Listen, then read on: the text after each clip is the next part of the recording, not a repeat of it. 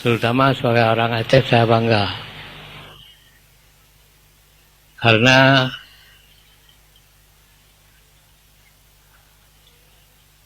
orang Aceh itu tidak pernah berhenti berjuang. Sebelum cita-citanya tercapai, yaitu agama dan kemerdekaan.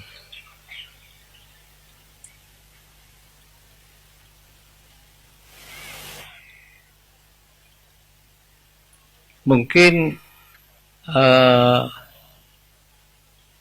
bapak-bapak pernah melihat Kerkhoff yang ada di Banda Aceh.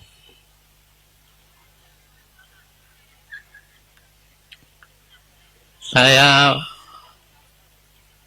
diceritakan khusus oleh Pak Muzakir Walad waktu itu.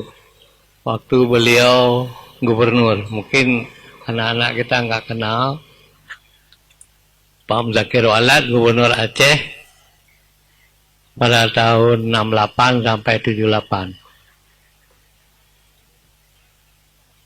Beliau menceritakan kepada saya waktu mula-mula menjadi gubernur.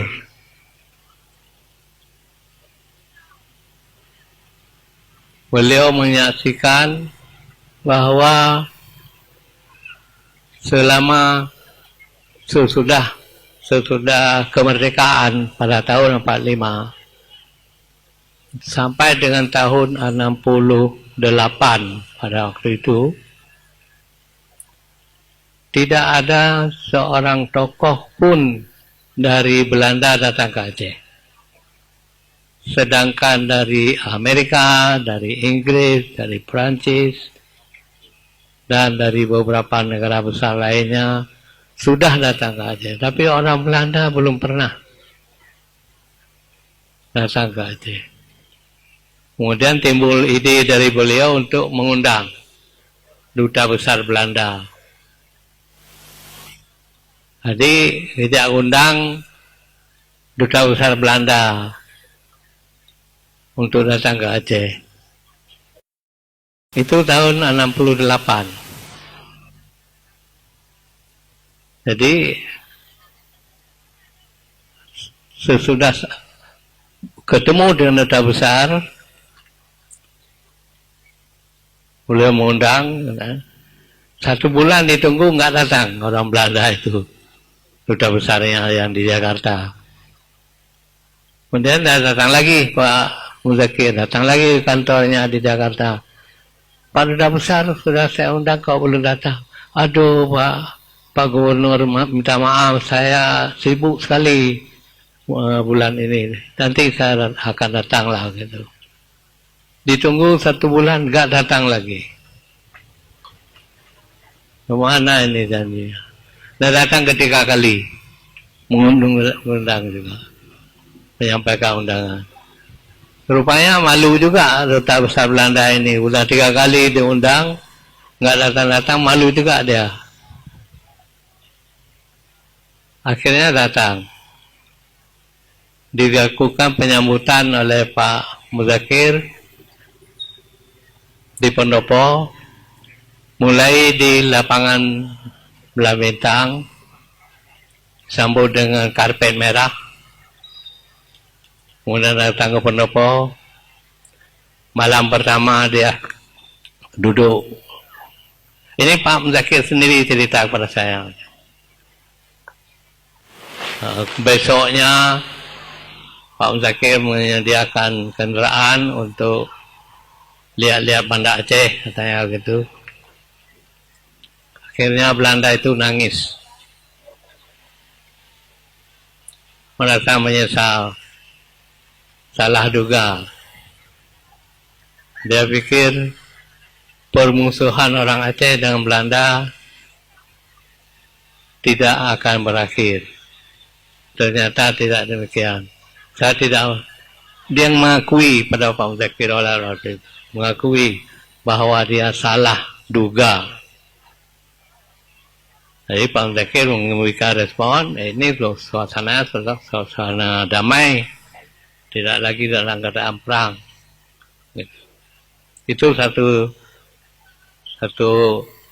keadaan yang disaksi, yang menjadi saksi bagi kita, sebagaimana tadi saya kemukakan, saya bangga sebagai orang Aceh. Lalu di Jakarta pada waktu itu ada kegiatan Gubernur Ali Sadikin untuk menggusur kuburan-kuburan Belanda yang ada di Tanah Abang di Jakarta. Kemudian ketemu satu makam yang dihormati oleh orang Belanda, yaitu makam Kohler, yaitu jenderal Belanda yang ditembak oleh pasukan Nyonya Adin di Banda Aceh di depan Masjid Raya, mati di situ.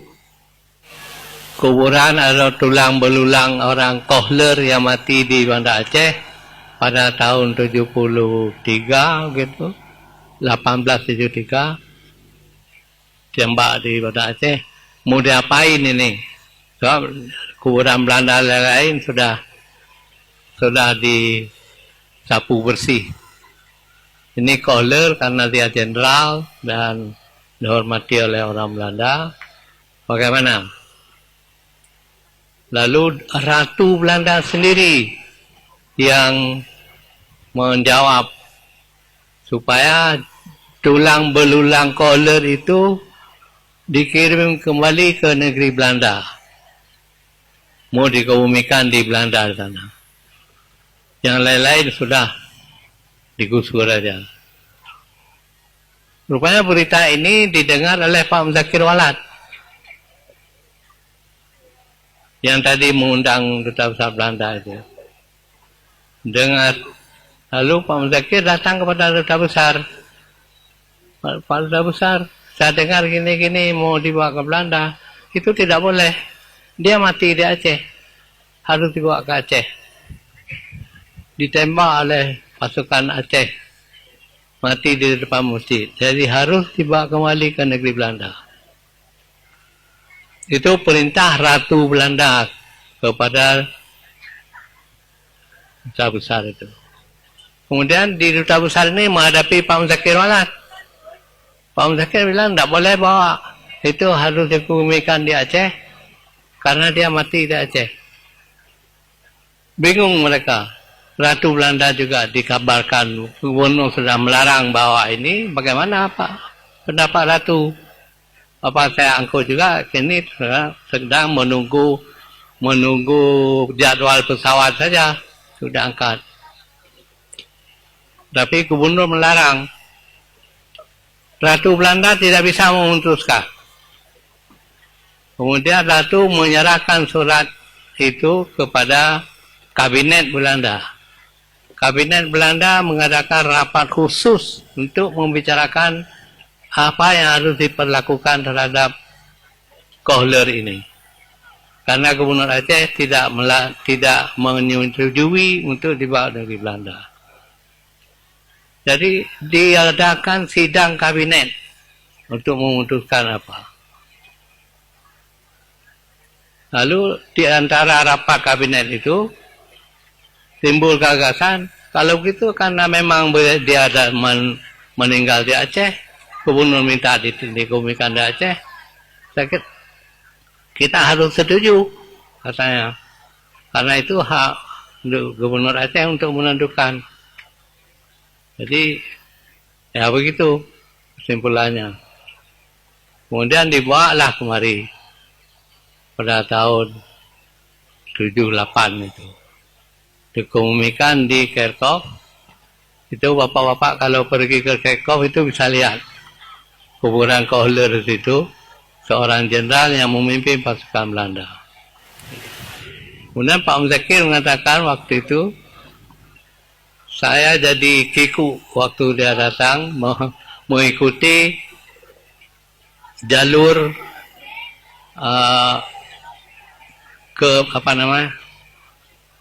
gaya militer lah, dikirim tentara Belanda beberapa orang ke Banda Aceh, kemudian Majelis Ulama Aceh ikut, gubernur apalagi ikut untuk memandu usungan Ratu Belanda Kohler. Di situ Bapak bisa lihat di kuburan Kohler di Kerkhoff itu, bisa lihat gambar ular. Gambar ular. Saya tanya waktu itu, apa gambar ular itu, Pak? Gambar ular itu untuk memberi makna kepada bangsa Belanda bahwa Kohler ular itu gambarannya dibuat sedemikian rupa sehingga dia menggigit ekornya sendiri. Jadi kepala ular naik begini sampai kepada ekornya, dia gigit ekornya. Jadi di situ ada orang Belanda, ada yang nanyakan apa makna ular menggigit ekornya di gambar batu nisan Kohler itu. Itu maknanya bahwa Kohler mati ditembak oleh orang Aceh karena salahnya sendiri, bukan salah orang Belanda katanya. Salahnya sendiri. Kenapain dia berdiri di bawah pohon apa itu dulu itu, pohon ketapang ya, mati tertembak di bawah itu. Tidak pernah terjadi di dunia seorang jenderal mati dalam perang. Jadi itu ya orang Belanda tadi yang mengatakan kita harus ikut perintah gubernur itu, dia membisikkan kepada orang-orang yang ada di situ, lucu orang Aceh. Dulu dia musuhan buyutan sama kita, sekarang tulang pun tidak boleh disentuh, harus disimpan. Jadi komentar Pak Muzakir, itulah dulu terjadi perang karena kita bermusuhan, tapi sekarang persahabatan timbul di mana-mana, tidak ada urusan lagi dengan peperangan. Jadi begitu kira-kira gambaran mengenai orang Aceh. Ya saya dan dia merasa bangga sendiri juga. Ya karena kata orang Belanda itu, mereka itu dilahirkan untuk membela bangsanya.